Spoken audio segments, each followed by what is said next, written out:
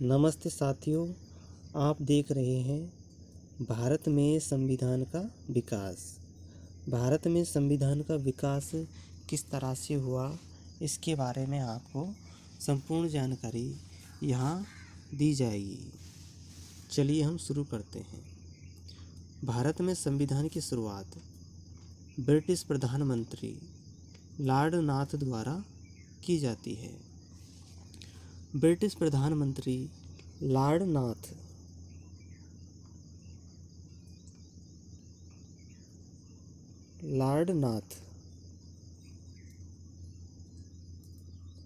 ये ब्रिटिश प्रधानमंत्री है। इन्होंने ईस्ट इंडिया कंपनी की जानकारी के लिए या देखरेख के लिए एक गुप्त समिति का गठन करते हैं और इस गुप्त समिति की सिफारिश पर लॉर्ड नाथ एक अधिनियम लगाते हैं जिसको रेगुलेटिंग एक्ट कहते हैं।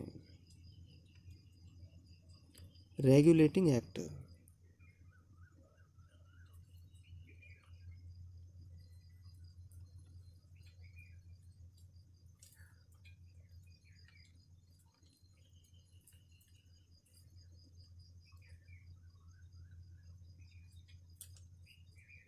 रेगुलेटिंग एक्ट 1773 ईस्वी में लगाया जाता है।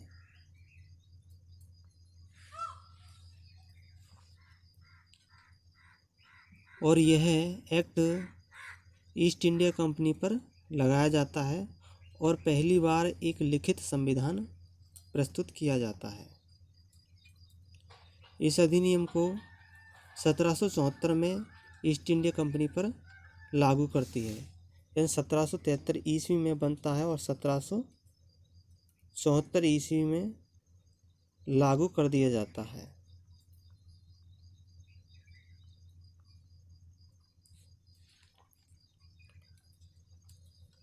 इस एक्ट के द्वारा कंपनी के शासन पर संसद का नियंत्रण हो जाता है और बंगाल के गवर्नर को गवर्नर जनरल बना दिया जाता है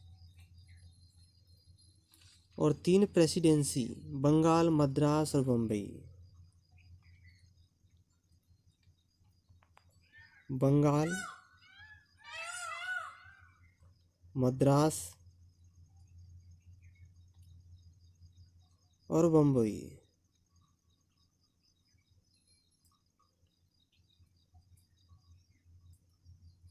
ये बंगाल, मद्रास, बम्बई, ये 3 प्रेसिडेंसियों को गवर्नर जनरल को सौंप दिया जाता है।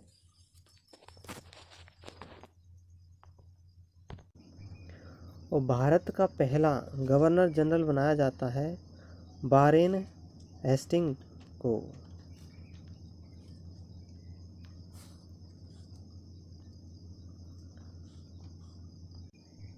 भारत का पहला यानी बंगाल का पहला गवर्नर जनरल यानी भारत का पहला गवर्नर जनरल बनाया जाता है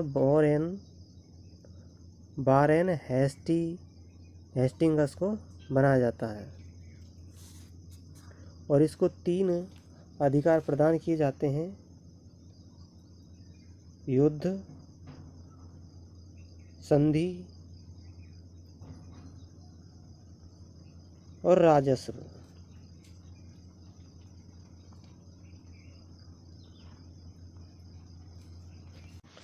गवर्नर जनरल को परामर्श देने के लिए 4 सदस्यों वाली कार्यकारिणी परिषद बनाई जाती है और यह इंग्लैंड में स्थित निदेशक मंडल बोर्ड ऑफ डायरेक्टर के प्रति उत्तरदायी थी, जो बहुमत के आधार पर निर्णय लेती थी। वारेन हेस्टिंग ये भारत के पहले जीजी थे, गवर्नर जनरल थे। जैसे ही 1774 में एक्ट लागू होता है, उसी दौरान कोलकाता में फोर्ट विलियम में सुप्रीम कोर्ट की स्थापना होती है। सुप्रीम कोर्ट बना दिया जाता है कोलकाता में। सुप्रीम कोर्ट कलकत्ता में सुप्रीम कोर्ट की स्थापना होती है। सुप्रीम कोर्ट में 4 न्यायाधीश थे और इस 4 न्यायाधीशों में से एक न्यायाधीश को मुख्य न्यायाधीश बनाया गया था। तो चैम्बर्स, लीमेंटर्स और हाइड, ये तो 3 सदस्य थे न्यायाधीश के रूप में, और मुख्य न्यायाधीश बनाया था एलिजा इम्पे को बनाया गया था। इस न्यायालय का कार्य क्षेत्र बंगाल, बिहार और उड़ीसा यानी कि 3 राज्यों में था। बंगाल, बिहार और उड़ीसा। इससे कंपनी पर ब्रिटिश सरकार का पूरा अधिकार यानी कि नियंत्रण हो जाता है। और कोर्ट ऑफ डायरेक्टर का कार्यकाल 1 वर्ष का था, लेकिन अब इसको बढ़ा करके 4 वर्ष कर दिया जाता है। कंपनी के कर्मचारियों पर अब निजी व्यापार करने और भारतीयों से उपहार लेने पर प्रतिबंध लग गया था। तो इसी एक्ट के तहत अब ईस्ट इंडिया कंपनी स्वयं व्यापार नहीं कर सकती, उसको व्यापार करने के लिए ब्रिटिश सरकार की परमिशन लेनी होगी और भारतीयों से वो किसी प्रकार का उपहार नहीं लेगी। इस एक्ट के दोष थे कि कंपनी संसद के प्रति पूर्णतः उत्तरदायी नहीं थी और न्याय क्षेत्र पूर्णतः परिभाषित नहीं किए गए।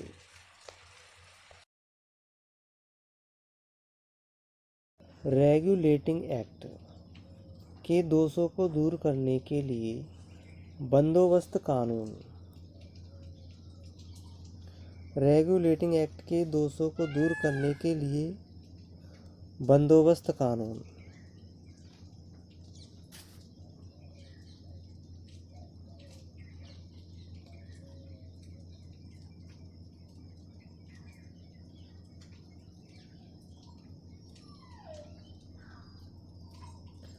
बंदोबस्त कानून, जिसको एक्ट ऑफ सेटलमेंट के नाम से भी जानते हैं, इसे 1781 ईस्वी का संशोधन अधिनियम भी कहते हैं। इस अधिनियम के तहत यानी एक्ट के तहत गवर्नर जनरल और कौंसिल के कार्य को सर्वोच्च न्यायालय के कार्य से अलग कर दिया गया। कंपनी के सेवक द्वारा शासकीय हैसियत से जो कार्य किए जाते थे उनको सर्वोच्च न्यायालय से अलग कर दिया गया। प्रांतीय न्यायालयों की अपील सर्वोच्च न्यायालय में नहीं हो सकती, उनको गवर्नर जनरल और कौंसिल ही देखेंगे प्रांतीय न्यायालयों की अपील को। और राजस्व संबंधी वसूली का काम सर्वोच्च न्यायालय से हटा दिया गया। तो ये थे इस एक्ट में सुधार। 10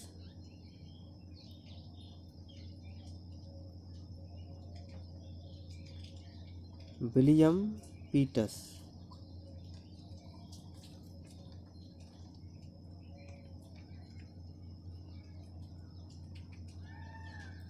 विलियम पीटस 1784 ईस्वी में एक एक्ट लाते हैं और इस एक्ट के तहत ईस्ट इंडिया कंपनी पर सरकार का नियंत्रण करने के लिए नियंत्रण परिषद की स्थापना करते हैं। नियंत्रण परिषद की स्थापना की जाती है।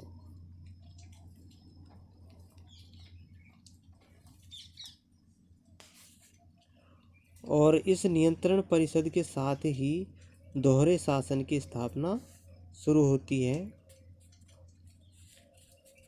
अब कंपनी के कार्यों में राजनीतिक और व्यापारिक कार्यों को अलग अलग कर दिया जाता है। राजनीतिक कार्य अलग और व्यापारिक कार्य अलग अलग।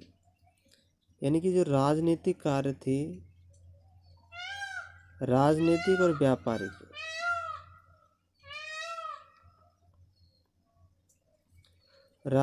और व्यापारिक कार्य अब अलग हो जाते यहीं से। ये दोनों कार्य अलग हो गए, पहले एक थे। राजनीतिक कार्य बोर्ड ऑफ कंट्रोल को दे दिए जाते हैं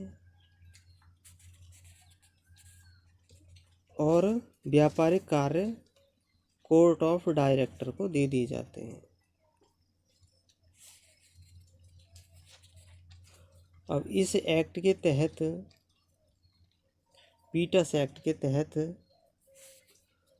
भारतीय जो गवर्नर जनरल है वह भारतीय राजाओं के साथ युद्ध और संधि बिना परमिशन के नहीं कर सकते। उनको परमिशन लेनी होगी गवर्नमेंट ऑफ, यानी ब्रिटिश सरकार से। और प्रांतीय परिषद की सदस्य संख्या 4 से घटाकर अब 6 कर दी जाती है।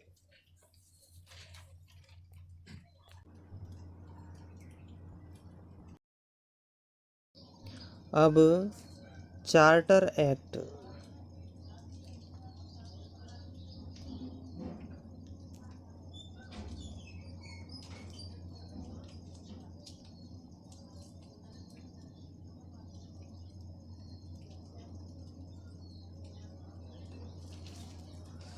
सत्रह सौ 93 में आता है और इस एक्ट के तहत ब्रिटिश संसद में कार्यरत नियंत्रक मंडल के सदस्यों को वेतन अब भारत की कमाई से, राजस्व से दिया जाएगा। अब ब्रिटिश सरकार भारतीय क्षेत्र में लिखित विधियों द्वारा प्रशासन करेगी। अब ब्रिटिश सरकार भारतीय क्षेत्र में जो भी प्रशासनिक कार्य किए जाएंगे वो लिखित तौर में होंगे और सभी कानूनों व नियमों की व्यवस्था का अधिकार न्यायालय को दे दिया गया।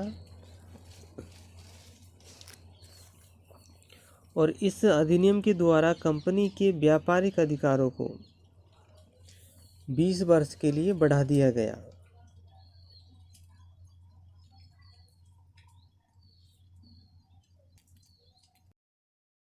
अब ब्रिटिश संसद एक चार्टर एक्ट लाती है 1813 का। 1813 में चार्टर एक्ट आता है।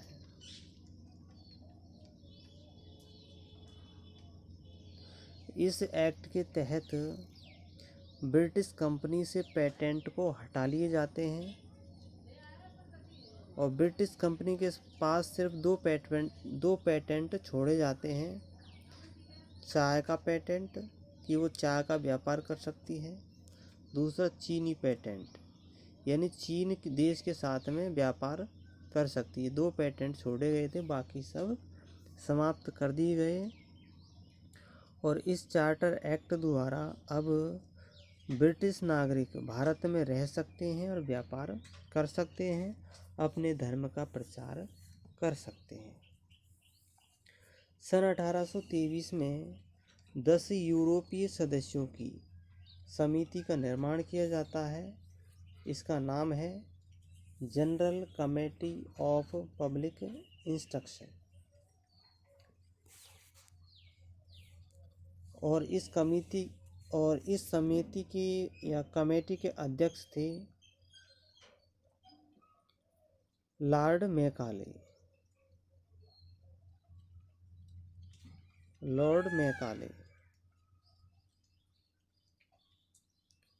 लॉर्ड मैकाले को general committee of public instruction का अध्यक्ष बनाया जाता है और इस कमेटी की सिफारिश पर भारतीय शिक्षा में सुधार करने के लिए 1 लाख रुपए खर्च करने की व्यवस्था की जाती है।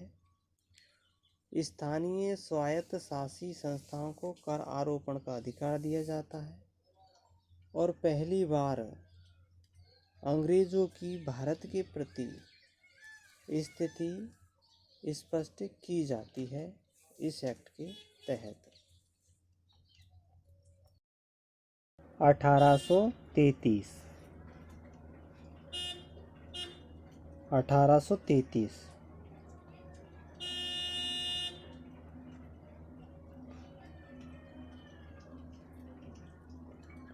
चार्टर एक्ट 1833 के द्वारा देश की शासन प्रणाली का केंद्रीकरण कर दिया जाता है और बंगाल के गवर्नर जनरल लॉर्ड विलियम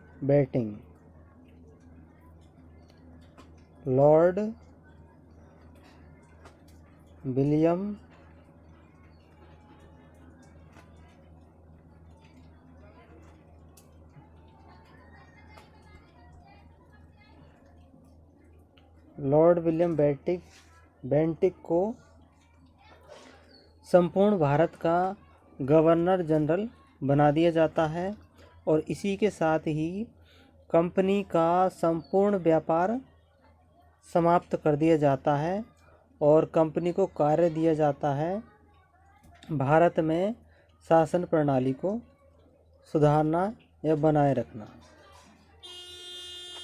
और ब्रिटिश संसद ने कंपनी को अगले 20 वर्षों के लिए भारत के शासन को प्रबंधित करने की अनुमति दे दी। अब गवर्नर जनरल की परिषद पूरे भारत में विधि बनाने का अधिकार दिया, यानी कानून बनाने का अधिकार परिषद के पास चला जाता है। और परंतु इस कानून को नियंत्रक मंडल जो ब्रिटिश सरकार में है, लंदन में है, वो इसको अस्वीकार कर सकती है इस कानून को। गवर्नर जनरल को विधि आयोग को गठित करने का भी अधिकार दिया गया। गवर्नर जनरल परिषद में कानूनी सदस्य की भी नियुक्ति की व्यवस्था कर सकता है। गवर्नर जनरल परिषद में कानूनी सदस्य की नियुक्ति कर सकता है और सबसे पहले कानूनी सदस्य के रूप में मैकाले को नियुक्त किया जाता है। लॉर्ड मैकाले को नियुक्त कानूनी सदस्य के रूप में लॉर्ड मैकाले को सबसे पहले शामिल किया जाता है और प्रथम विधि आयोग के अध्यक्ष भी लॉर्ड मैकाले थे। वो बनाया जाता है। गवर्नर जनरल की परिषद द्वारा पारित कानून को अधिनियम कहा जाता था। पहले तो अधिनियम ब्रिटिश संसद बनाती थी, लेकिन अब अधिनियम कौन बनाने लग गया? गवर्नर जनरल की परिषद बनाने लग गई कानून भारत के लिए।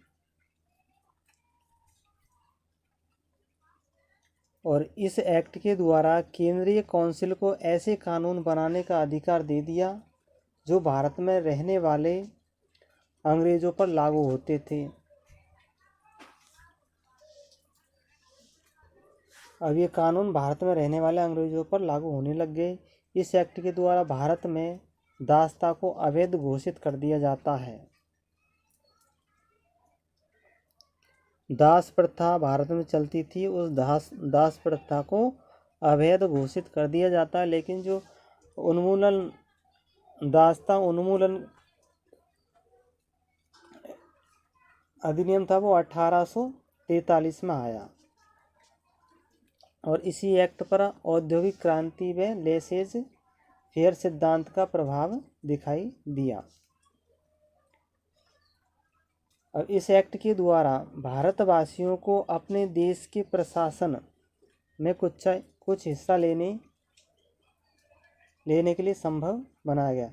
यानी कि इस चार्टर के द्वारा भारत के नागरिक प्रशासनिक कार्यों में हिस्सा ले सकते हैं और भारतीय या क्राउन की देशज प्रजा को। अब ब्रिटिश संसद ने ये तय कर दिया कि भारत की प्रजा कहे या फिर ब्रिटिश सरकार, जिसका शासन जिन जिन देशों में है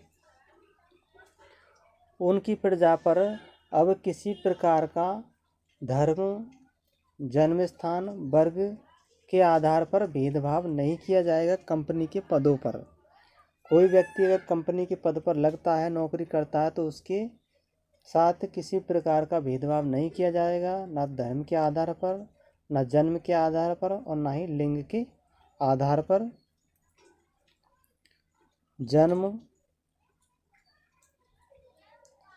धर्म और लिंग, इन तीनों के आधार पर भेदभाव नहीं किया जाएगा सरकारी कर्मचारी के साथ। और सरकारी कर्मचारी की नियुक्ति अब किसके आधार पर की जाएगी? उसकी योग्यता के आधार पर की जाएगी। उसके साथ में भेदभाव समाप्त कर दिया गया। यह अधिनियम भारत में सत्ता के विकेंद्रीकरण का पहला कदम माना जाता है।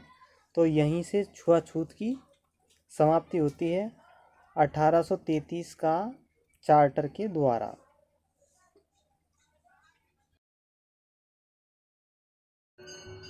भारतीय कंपनी के शासन से परेशान थे, अतः कंपनी के शासन को सुधारने के लिए ब्रिटिश सरकार ने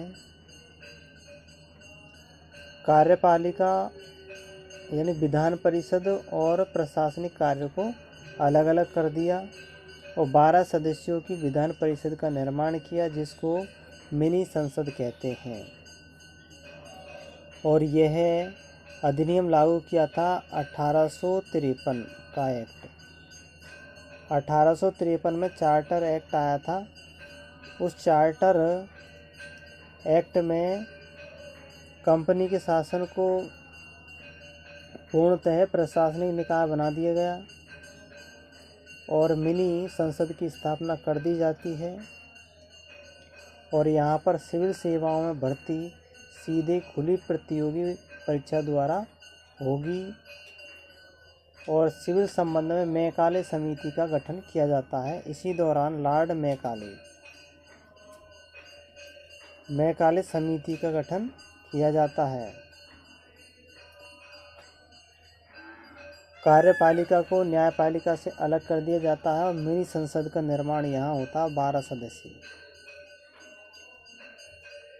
मिनी संसद का निर्माण हो जाता है। इसके बाद ये अंतिम ब्रिटिश सरकार द्वारा कंपनी के ऊपर लगाया जाने वाला अंतिम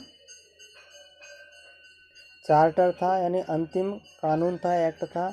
इसके बाद ब्रिटिश सरकार कंपनी का शासन समाप्त कर देती है और अपना इंडिया पर ब्रिटिश सरकार का शासन आ जाता है। ब्रिटिश संसद डायरेक्ट अब यहाँ पर शासन करने लगती है। इसके लिए हम आगे चलते हैं। 1857 में भारतीय नागरिक 1857 की क्रांति कर देते हैं। ऐसी क्रांति भारत में फिर से नहीं हो, इसके लिए ब्रिटिश संसद यानी रानी विक्टोरिया 1 नवंबर 1858 को भारत शासन अधिनियम 1858 लागू करती है। इसके द्वारा कंपनी के शासन को पूर्ण रूप से समाप्त कर दिया जाता है और ब्रिटिश संसद सीधा नियंत्रण, भारतीय प्रशासन का नियंत्रण सीधे अपने हाथों में ले लेती है। गवर्नर जनरल का पद समाप्त कर उसको वायसराय में परिवर्तित कर दिया जाता है। भारत के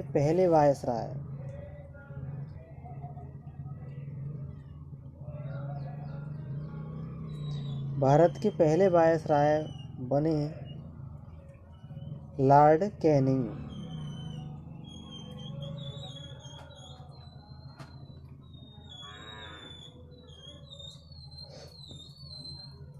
अभी ब्रिटिश संसद का शासन 1858 से लेकर के 1947 तक भारत पर रहता है।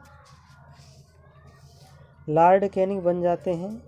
फिर इसके बाद में 15 सदस्यों की भारत परिषद का गठन किया जाता है और इन सदस्यों की नियुक्ति भारतीय मंत्री की सलाह पर ब्रिटिश क्राउन यानी ब्रिटिश संसद द्वारा की जाती है। बोर्ड ऑफ कंट्रोल और बोर्ड ऑफ डायरेक्टर के पद को समाप्त करके सचिव का पद बना दिया जाता है, भारत सचिव का पद। और भारतीय प्रशासन की संपूर्ण जिम्मेदारी या नियंत्रण का कार्य अब भारत सचिव के पास में चला जाता है और इसके द्वारा secretary of state in council का गठन किया जाता है।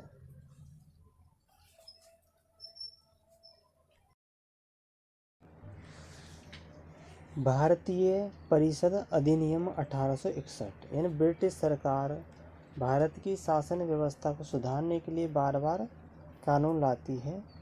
इस कानून के द्वारा प्रतिनिधि शासन की शुरुआत की जाती है, अर्थात अब भारत के सदस्यों को भी संसद में शामिल किया जाएगा कानून बनाने में। शासन का विकेंद्रीकरण हो जाता है और लॉर्ड कैनिंग के काल में ही विभागीय प्रणाली को वैधानिक मान्यता दी जाती है। मंत्रिमंडलीय प्रणाली की नींव रखी जाती है और वायसराय को आपातकालीन परिस्थितियों में परिषद की सिफारिश के बिना यानी संसद, परिषद को संसद कहते हैं, तो परिषद की सिफारिश के बिना अध्यादेश जारी करने की शक्ति मिल जाती है, जिसको वीटो कहते हैं। और वायसराय की परिषद में 5वां विधि सदस्य होना चाहिए। बम्बई और मद्रास प्रांत को अपने लिए कानून बनाने और उसमें संशोधन करने का अधिकार मिल गया। गवर्नर जनरल अब प्रांतों का गठन कर सकता है और प्रांतों में लेफ्टिनेंट गवर्नर, जिसको हम छोटा गवर्नर कह सकते हैं, की नियुक्ति कर सकता है। मद्रास एवं बम्बई की सरकार को भी व्यवस्थापिका का अधिकार दिया गया। वायसराय अपनी परिषद में न्यूनतम 6 और अधिकतम 12 सदस्य रख सकता है। पहली बार विधायी परिषद में गैर सरकारी सदस्यों को शामिल किया गया। अब इसमें कौन कौन थे? 3 भारतीय थे, बनारस के राजा, पटियाला के महाराजा और सर दिनकर राव, इन तीनों को परिषद में शामिल किया गया।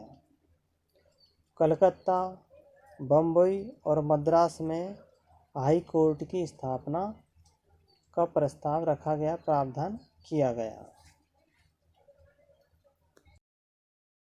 भारतीय परिषद अधिनियम, भारतीय परिषद अधिनियम 1892। इस अधिनियम में सदस्यों की संख्या, परिषद के सदस्यों की संख्या कम से कम 10 और अधिकतम संख्या 16 कर दी गई।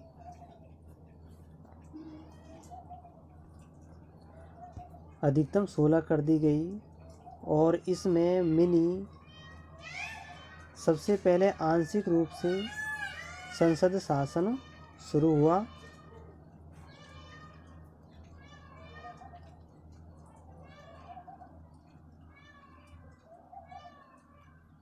सबसे पहले शासन अधिनियम शुरू होता है और यहाँ चुनाव की प्रणाली अप्रत्यक्ष थी। भारतीय सदस्यों को बजट पर बहस करने का अधिकार था, प्रश्न पूछने का अधिकार था, लेकिन मतदान का अधिकार नहीं था। इसके बाद में आता है भारतीय परिषद अधिनियम 1909। इसको मार्ले मिंटो सुधार भी कहते हैं। भारतीय परिषद अधिनियम 1909, इसको मार्ले मिंटो सुधार कहते हैं।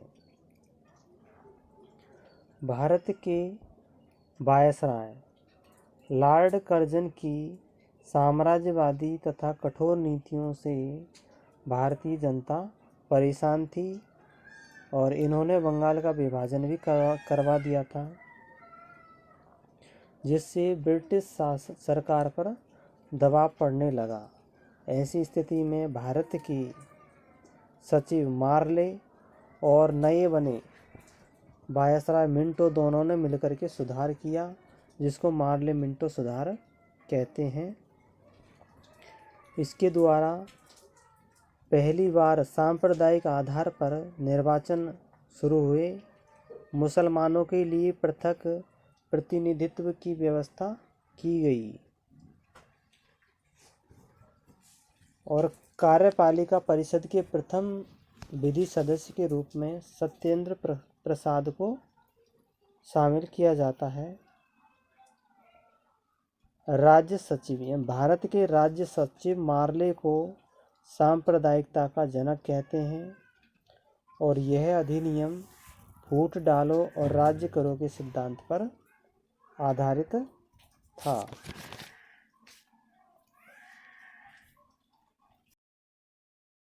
अधिनियम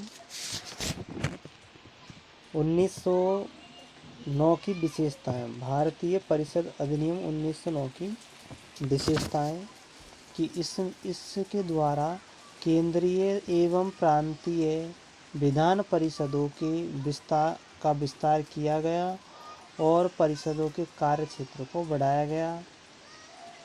बजट पर बहस करने का अधिकार दिया गया,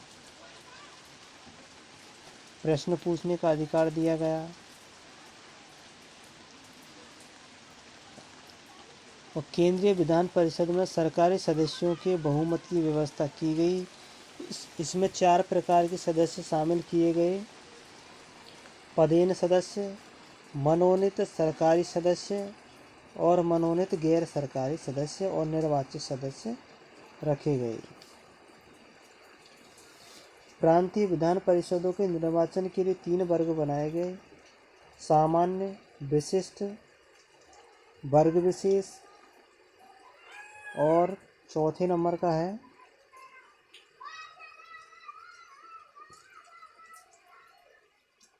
मुस्लिम वर्ग।